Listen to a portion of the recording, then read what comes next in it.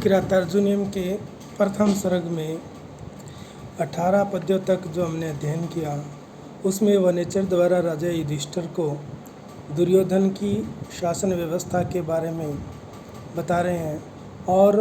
ये बताया जा रहा है कि उसकी समृद्धि, उनका किसान खुशहाल है, वह एक धनी समृद्ध राजा है। इसी क्रम में आगे वो बताते हैं कि दुर्योधन की जो युद्ध नीति है, नीति कौशल है, वो कैसा है। 19वें पद्य में हम पढ़ेंगे। महो जसौ मान धना धनार्चिता धनुर्भृता संयति लब्ध कीर्तया न सहतास्तस्य न भिन्न वृत्तया प्रियाणि वांछन्ति असुभि समेहितुं। कहता महोजसा, महान ओजस्वी, महान बलशाली, मान धना, मान ही है धन जिसका, अर्थात स्वाभिमानी, स्वाभिमानी रूपी धन वाले, मान धना स्वाभिमानी। धनार्चिता, धन से अर्चित यानी धन से सम्मानित धनी, और संयति युद्ध में, संयति यानी युद्ध में लब्ध कीर्तया, कीर्ति को लब्ध प्राप्त करने वाले, युद्ध में शत्रुओं का नाश करके यश प्राप्त करने वाले, अर्थात प्रख्यात यशस्वी। धनुर्भृता, धनुर्धारी योद्धा, कुशल योद्धा। न सहता, न सहता का मतलब सहायता की अपेक्षा न करने वाला, अपने कार्य साधन में अर्थात युद्ध नीति में परस्पर सहायता की उम्मीद न रखने वाला, किसी से अपने सहायता की अपेक्षा न रखने वाले। न भिन्न व्रतया, भिन्न व्रतया न, आपस में भिन्न व्रति नहीं रखने वाले, आपस में मतभेद नहीं रखने वाले, अर्थात पक्ष में रह करके निष्ठा रखने वाले। असु भी, प्राणों से भी, तस्य उसका, किसका, उस दुर्योधन का, प्रियाणी प्रिय कार्यों को, समेहितुम करने के लिए, वांछन्ति इच्छा करते हैं। यानी कि जो योद्धा है, और योद्धा भी कैसे, जो महान ओजस्वी है, जो स्वाभिमानी है, धनी है, और युद्ध में यश प्राप्त करने वाले, यानी बहुत ही प्रख्यात योद्धा जो है धनुर्धारी योद्धा, वो ऐसे योद्धा क्या है, न सहता, अपने कार्य साधन में सहायता की उपेक्षा नहीं रखने वाले, किसी से सहायता की उम्मीद, मतलब उनको जरूरत नहीं है सहायता, कैसे ऐसे योद्धा जो है, और न भिन्न वर्त्या, मतभेद नहीं रखने वाले हैं, हमेशा उस दुर्योधन के पक्ष में रहने वाले ऐसा योद्धा जो है, वो उस दुर्योधन के जो कार्य हैं, तस्य उस दुर्योधन के प्रियाणी प्रिय कार्यों को समेहितुं में वांछन्ति करने की इच्छा चाहते हैं, मतलब उसकी एक आज्ञा का आदेश पाने के लिए तत्पर रहते हैं। ऐसे योद्धा जो स्वाभिमानी है, महान बलशाली है, धन से सम्मानित है, युद्ध में यश प्राप्त करने वाले हैं, और भिन्नवर्ती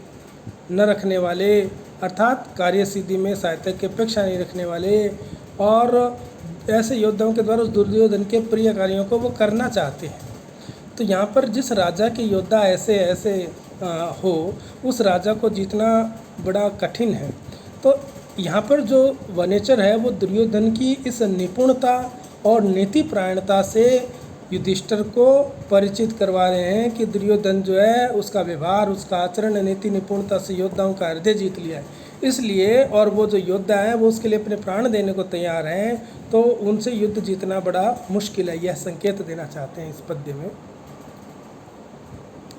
अब आगे दुर्योधन की इस नीति के बारे में कहते हैं कि मही भृताम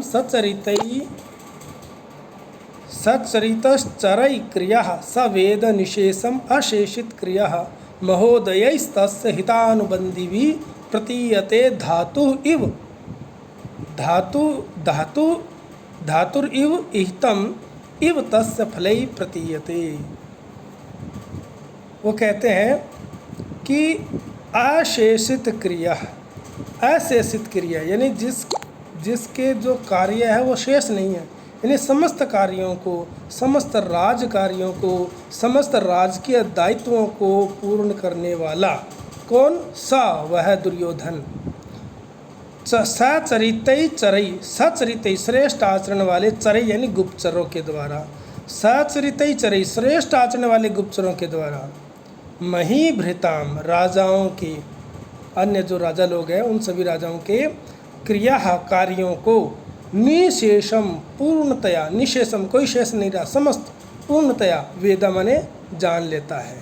यानी अपने अच्छे आचरण वाले गुप्तचरों के द्वारा राजाओं के समस्त क्रियाओं को, उनकी गतिविधियों को पूर्णतया जान लेता है। और हितानुबंधी भी, और जो हितकारी महोदयी महान अभ्युदय वाले, हितकारी महान अभ्युदय वाले, उन्नति वाले, धातु इव, धातु इहितम इव, धातु कहते हैं विधाता, विधाता के, इहितम माने इष्ट कार्य की, इव माने तरह, धातु इहितम इव विधाता के इष्ट कार्य की तरह, तस्य उस दुर्योधन के फलई प्रयोजनों से ही प्रतीयते प्रतीत होता है। यानी कि वो जो दुर्योधन है अपने समस्त राजकीय कार्यों को अच्छे आचरण वाले गुप्तचरों के द्वारा जान लेता है, उनके समस्त गतिविधियों को जान लेता है। तो कहते हैं कि हितकारी और महान अभ्युदय वाले जो विधाता के इष्ट कार्यों की तरह है, उसके प्रयोजनों से प्रतीत होता है। यानी कि विधाता जो है वो क्या करने जा रहा है किसी को कुछ पता नहीं होता, करने के बाद ही पता लगता है। इसी प्रकार वो जो दुर्योधन है उसके कार्यों का पहले से कोई अनुमान नहीं लगाया जा सकता क्या होने वाला है, उसके परिणाम से ही पता चलता है। तो इस प्रकार दुर्योधन के कार्यों का पता उसके हितकारी प्रयोगों से ही चलता है। तो ये एक राजनीति का सफल और श्रेष्ठ नेतृत्व की पहचान है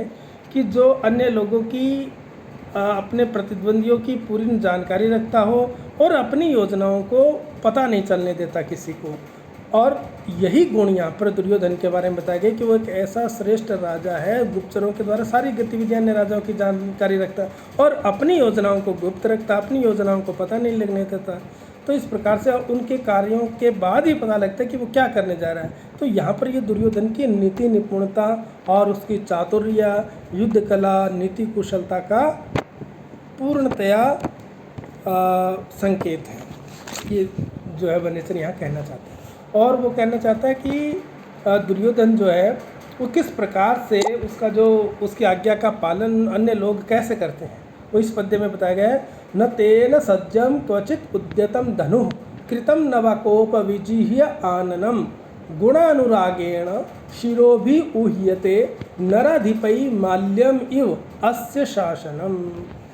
कहते हैं कि तेन मतलब उस दुर्योधन ने, राजा दुर्योधन के द्वारा, उसके द्वारा, उस राजा दुर्योधन के द्वारा क्वचित कहीं पर भी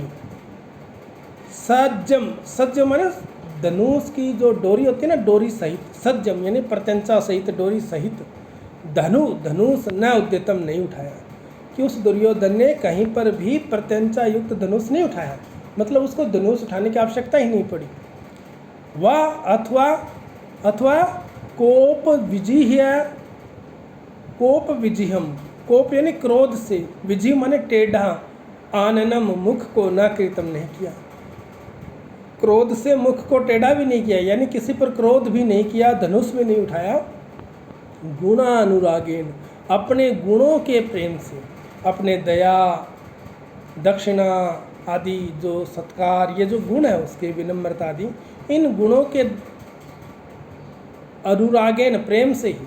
नराधिपै राजाओं के द्वारा अस्य इस दुर्योधन की शासनम, शासन को यानी आज्ञा को, अपने गुणों के प्रेम के द्वारा ही उसके दुर्योधन के जो गुण हैं उनके द्वारा ही इस दुर्योधन की शासनम आज्ञा को माल्यम इव माला की तरह शिरोभी मस्तक पर उह्यते धारण की जाती है। जिस प्रकार माला को मस्तक पर धारण किया जाता है उसी प्रकार उस दुर्योधन की आज्ञा को वो सिरोधार्य कर लेते हैं, सिर पर धारण किया जाता है। यानी कि जो पुष्प की माला होती है वो सुगंध आदि गुणों के कारण पुष्प माला को लोग मस्तक पर धारण करते हैं, उसी प्रकार दुर्योधन के जो गुण है, दया, दाक्षिण आदि, उन गुणों के द्वारा अन्य राजा लोग उसकी आज्ञा को शिरोधार्य कर लेते हैं। तो यहाँ पर ये राजा का बहुत ही मित्रतापूर्ण व्यवहार और प्रजा वात्सल्य बताता है कि दुर्योधन की आज्ञा का इतना आदर क्यों करते हैं, क्यों उसकी आज्ञा को सिरोधार्य मान लेते हैं, क्योंकि उसमें के जो गुण हैं, दया, दाक्षिण्य आदि गुण, उनसे कभी भी ना तो उसको अपनी प्रजा के प्रति क्रोध करना पड़ा और ना ही धनुष उठाने की आवश्यकता पड़ी। सभी लोग उससे इतना प्रभावित हैं कि उसकी आज्ञा का पालन करते जा रहे हैं। तो यहाँ पर एक दुर्योधन की एक लोकप्रियता और सैन्य शक्ति का पता चलता है, और राजाओं के साथ कैसे उसके मैत्रीपूर्ण संबंध है, और उसका जो कार्य है वो बड़ा ही उत्कृष्ट है, इसलिए उस पर विजय प्राप्त करना बड़ा मुश्किल है, ये यहाँ पर संकेत दिया गया है। इस प्रकार दुर्योधन की युद्ध नीति का और एक चातुर्यपूर्ण राजा के नेतृत्व का वर्णन यहाँ पर किया गया है।